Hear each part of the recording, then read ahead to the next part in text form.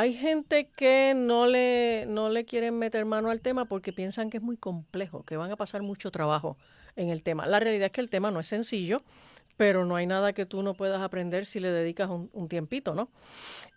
Hay gente que le tiene miedo al tema. Y ahora con el asunto del libro, hay personas que me han dicho eso. Mira, yo no me atrevo porque es que estos temas me producen ansiedad y qué sé yo. Y, y pienso que eso es un entendido equivocado de lo que son las profecías con respecto al final de los tiempos. Digo, para los cristianos, si tú eres un cristiano y estás esperando tu redención, pues todo lo que sean las noticias de ese proceso en camino al final de los tiempos, lo que hace es que te alienta la esperanza. Pero si pues tú espiritualmente no estás muy claro, pues entonces yo entiendo por qué razón miras estos temas y te sientes más ansioso, ¿no? Pero hay gente que le temen al tema, hay gente que sienten que estos son teorías de conspiración que Ujú. realmente no le dan la credibilidad a estos temas y piensan que es que uno está, ¿verdad? Como dicen en mi barrio, están tripeando en ketchup y uno está inventándose cosas, pero la realidad es que la evidencia está, la documentación es extremadamente amplia y la agenda globalista tiene mucha pertinencia para la iglesia. Y el liderato más o menos igual. El liderato de las iglesias sí, en la Lalandia, no reconocen el tema como pertinente para la iglesia, no conectan el tema con algo bíblico y mucho menos escatológico. Así que los líderes en las iglesias apenas conocen el tema. Algunos hasta se resisten a llevar conferencias del tema a sus iglesias y otros pues sencillamente prefieren ignorarlo porque piensan que son temas que no son tan simpáticos y pueden producir algún tipo de consecuencia, ¿no? No te den muchos likes. Ujú.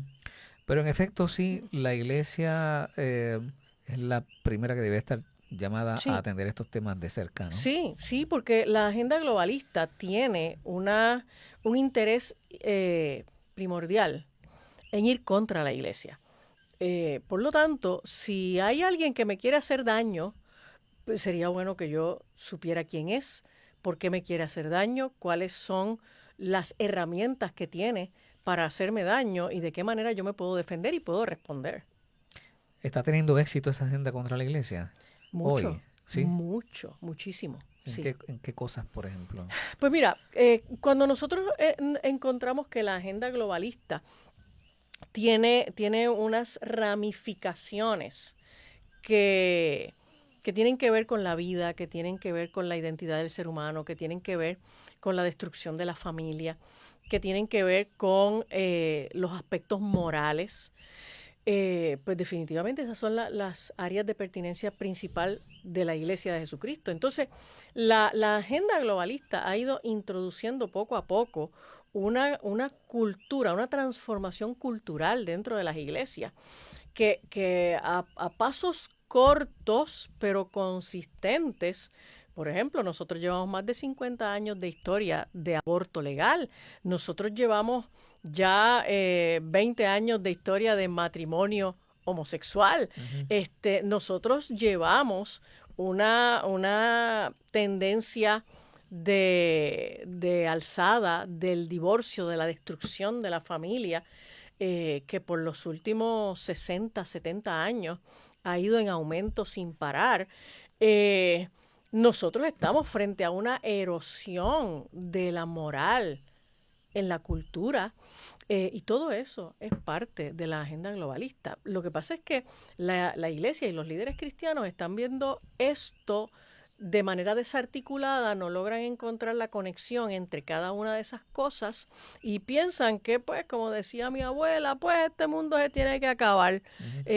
y que cada día la corrupción va a aumentar No hay forma de pararlo. que no hay forma de pararlo y entonces se han acostumbrado a ver la agenda globalista como cuando tú estás encerrado en un cuarto oscuro con alguien que te quiere hacer daño, tú no ves dónde está, él te está dando, te está agrediendo, y tú no sabes ni cómo taparte ni por dónde viene el próximo puño, ¿ok?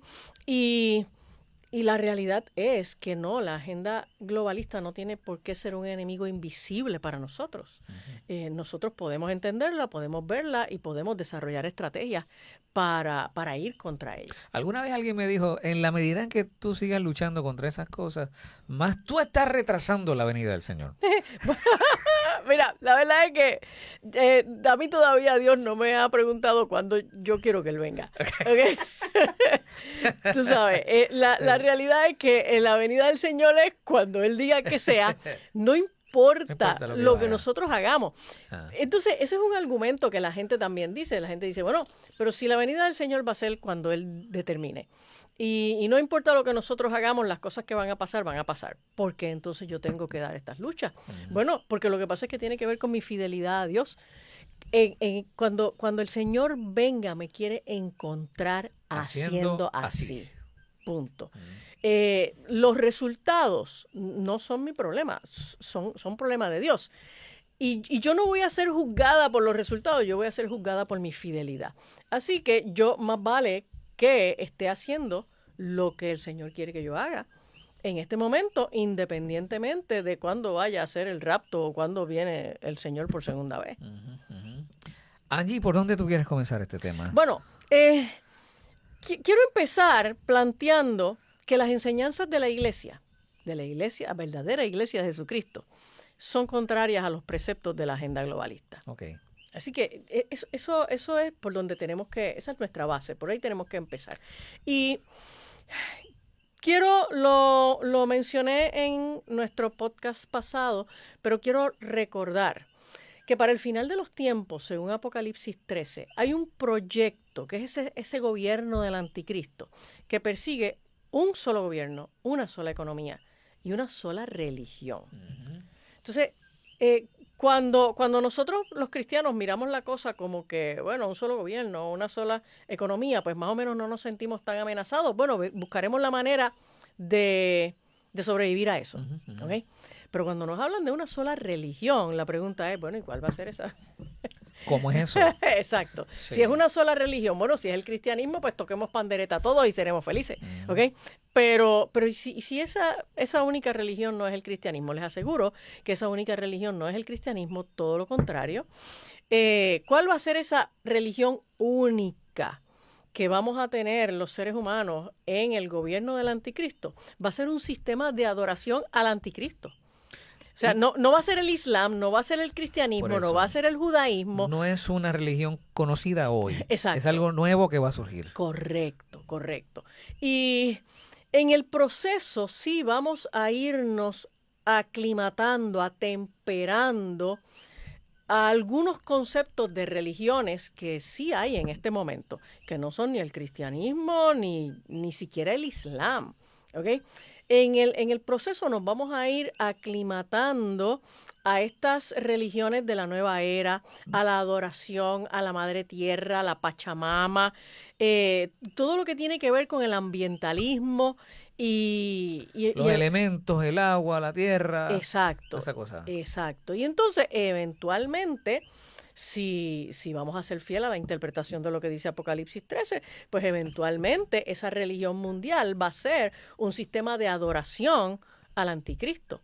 Pero si ya tú te fuiste desligando de la adoración a un Dios, si te vas desligando de la adoración monoteísta, solamente hay 3 religiones monoteístas en el mundo, ¿okay? El cristianismo, el islam y el judaísmo.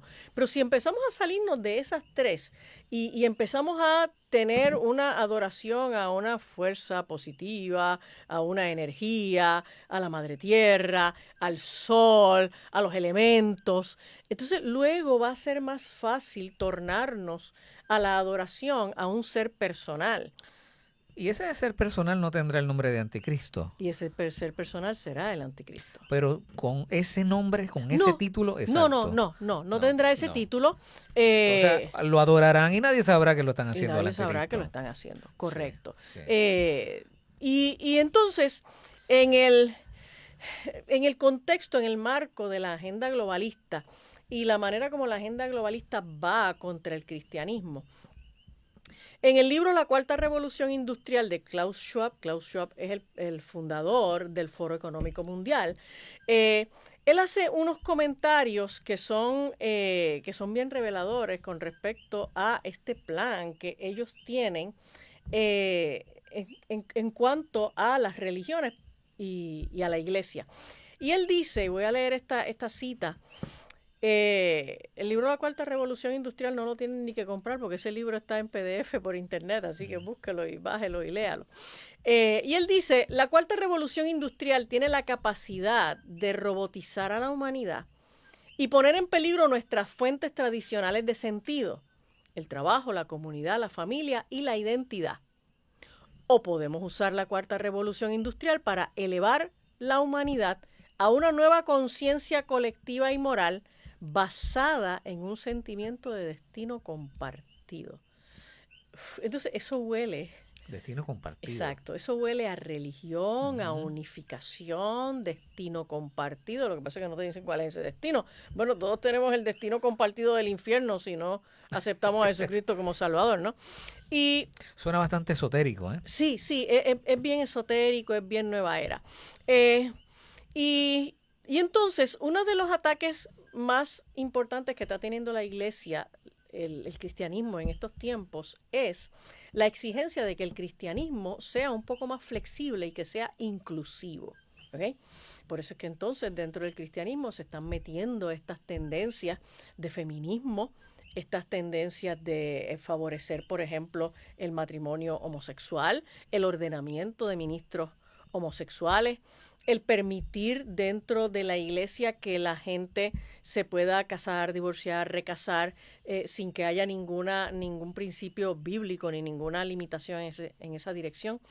Y la realidad es que la iglesia no puede ser inclusiva. Ese es probablemente el defecto, ¿verdad? Mirándolo desde la óptica de la agenda globalista, ese es el defecto que ellos nos señalan a nosotros. Nosotros no tenemos la capacidad de entrar en esa inclusión que nos permita armonizar con las demás religiones. La iglesia es para todo el mundo, pero no practica la inclusión que ellos quieren. Correcto. Sí. La iglesia puede aceptar la entrada de todos siempre y cuando esos todos cumplan con el requisito de aceptar a Jesucristo como su Salvador y vivir para Él y entender esta doctrina básica, ¿verdad? Pero Klaus Schwab sigue diciendo en el mismo libro, la Cuarta Revolución Industrial podría exacerbar tensiones existentes entre las sociedades profundamente religiosas que defienden sus valores elementales y aquellas cuyas creencias son moldeadas por una cosmovisión más secular. O sea, ellos anuncian que este proyecto de la Cuarta Revolución Industrial, que no es otra cosa que la fusión entre el hombre y la máquina, ¿no? Esta fusión entre el ser humano y la tecnología, pues ellos ya advierten que eso va a traer tensiones entre dos grupos. Los grupos que tienen una visión más religiosa de la sociedad y de la vida, y los grupos que tienen una visión más secular.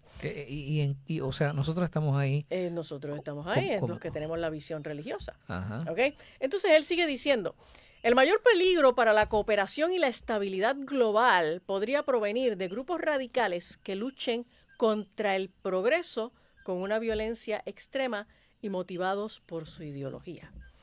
Así que fíjate que ellos, Klaus Schwab entiende que los religiosos, y él lo menciona en religión en general, ¿no? Pero aquellos religiosos que no se presten a la cooperación, ¿ok? Si no coopera, vas a tener problemas con ellos. Que no se presten a la cooperación y la estabilidad global, lo que ellos definen que sea estabilidad y lo que ellos definen que sea cooperación. Entonces, dice que podría ese choque podría provenir de grupos radicales que luchen contra el progreso. Fíjate que lo que ellos traen siempre se reviste de un lenguaje muy positivo. Sí. Estabilidad global.